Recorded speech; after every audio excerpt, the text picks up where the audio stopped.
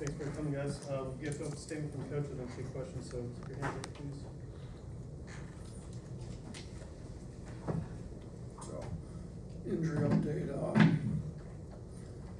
Keaton Bristow's practiced in a limited, capacity the last, I think 3 days, gradually gotten a little bit better. So, he'll be a game time decision, but he's, at least back in the mix and doing some stuff in practice. Obviously Jalil's still out, everybody else should be good to go. And we're good there. This is, apparently Steve just told me the third straight season we've faced 3 straight top 10 teams, so scheduling, we're scheduling hard opponents on purpose. I think it tests us. Obviously, we would have liked to have gotten a win against Purdue, but I do think it exposed some areas we got to get better at. Obviously, the rebounding has been an issue throughout some of the exhibitions. It was a major issue against Purdue, and Illinois is, going to test us again. I mean, Mirkovic coming off a 21 rebound game, so they've got. They're big. I think they're actually bigger than Purdue. With the Vicic twins. Big Z, he's been at Arkansas. He had a great game against us last year. Thomas Law was pretty good against us at Illinois last year. Now they're on the same team. And then they had Mirkovic and Wagler's at guard, averaging over 4 boards a game. So we've got our hands full on the defensive glass. Again, we've been making a point of emphasis on it. We're going to have to do better. If we can't make some tough plays, it's going to be hard to win these games against top 10 teams. So, but we're looking forward to it. We had a good game against them here in Birmingham last year. They're good. I think it's their best. I think last year was their best offensive season in, you'd say, highest scoring average in 31 years. I think Coach Underwood's done a really good job modernizing their offense. They're playing with their bigs out on the perimeter. All their bigs can shoot threes. They stretch you out a little bit. They can drive you. Stojakovic has been playing really well. Boswell's one of the better guards in the country, so they've got guys that can make plays off the dribble, bigs that can stretch you and play on the perimeter, and then they've got shooting as well. So they're good. We're going to have to play well, but it's a good test for us. Start on the left, Emily. Coach, what's been your Microphone, biggest Emily. sorry. Coach, what's been your biggest challenge to Noah Williamson after these first few games, and what would you like to see out of him this weekend, especially? Yeah, we got to get him to rebound the ball better. We're having problems rebounding, particularly in the front court. We said it. He's 7 foot.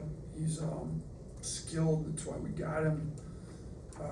He's just got to play more athletic. He's got to go get some rebounds. He's got to use what he does have. He's big, he's strong.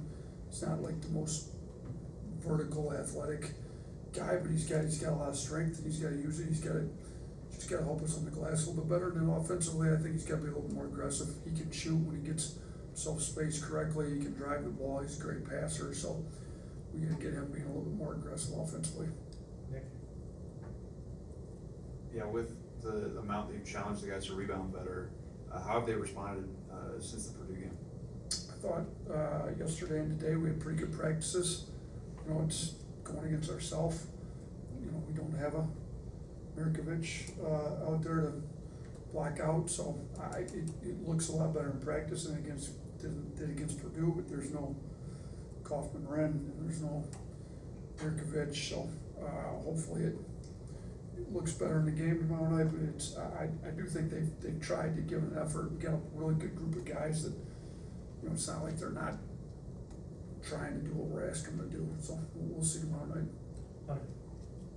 Yeah, kind of similar to last year. They got 6 guys averaging 10 plus points. Just what's the challenge of going against that depth? Yeah, it's hard to focus on just one guy. Obviously, Boswell creates a lot of offense for him, but then Stojakovic is, he's a point guard as well. Can drive it, make plays.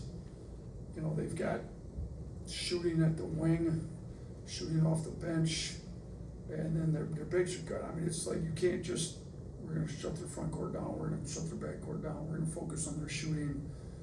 Like, it's not gonna work like that. You're gonna have to, everybody's gonna have to be on top of their game. The team defense has to be elite. We're gonna have to help each other out. And, I mean, and also have to rebound the ball, because when they miss, we can't give them second and third opportunities. John? Sticking with Illinois, when you watched the film of that Texas Tech game, their only game against a high major team, what was kind of your biggest takeaway? Yeah, I mean, they're capable of putting up big numbers. I mean, they were up on Texas Tech pretty big during the second half. I think, as you watch, and they're good defensively too. I mean, Boswell just kind of switched over the top, and he was one of the best players in the country, and pretty much said, like, I got him. We're not going to switch. I got this, and then they made a comeback off it. I think their pick and roll game's elite. They do a good job. They play pretty modern style. They're not just running pick and rolls with their point guard and their center. Their power forward, center, whatever you want to call them, playing with the ball in their hands, coming off ball screens from their guards. They're hitting their guards in the pockets. They're running guard ball screens. So the good thing is we do a lot of what they do, and we're somewhat familiar with a lot of it. Now, obviously, different personnel. So we've been used to guarding some of the actions. Now, being used to guarding it and then actually guarding it with their personnel is different. They probably run a few more ball screens with the big handle and the guard set than we would. I mean, they run a lot of those actually. So, but they're one of the better teams in the country. I mean, Texas Tech's, to me, one of the best teams in the country, and they had them pretty good there in the first half. I mean, they looked like they were dominating them pretty well there for a half, and Texas Tech made the run, and Illinois showed enough grit, resolve to close it out there. So they're a good team, and there's a reason they're in the top 10. Blake? With the difficulties the bigs have had rebounding the ball, just how much have you emphasized maybe the guards crashing more? Yeah, a lot. I mean, Amari had 10 against St. John's. Barron's had 10 rebound games. Charlie's had 10 rebound games. Houston can rebound it. We're going to have to get our guards to help. So, and our bigs, our big-bodied, physical guys that maybe they're not going to get every rebound, but they can box out, keep the other guys off, and our guards are going to have to get in there and make some tough plays and get them. Mike? Just kind of a philosophical question, but Illinois and St. John's both had a lot of European players. I don't know if there's a pro and con to recruiting those players. I know you haven't really done it historically. Yeah, I mean, we've got Noah Williamson from over in Europe, Right. but we got him as a transfer after he'd been in the U.S. for a while. I mean, we're definitely not opposed to looking at it, especially with Coach Fleming being the German national team head coach. He's got a lot of experience. I know he's been in the NBA for the last 10 years, so it's been 10 years since he's been in Europe, but he was over there for a long time before. So we've looked at some of those guys. At least the better ones, the money situation maybe didn't make sense with, some of the higher level guys. They're already making pretty good money.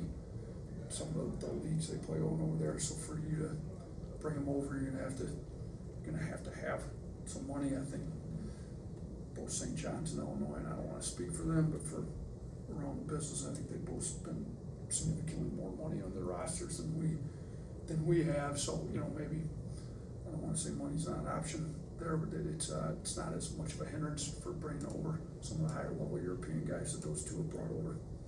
Anyone else? Thanks, Coach.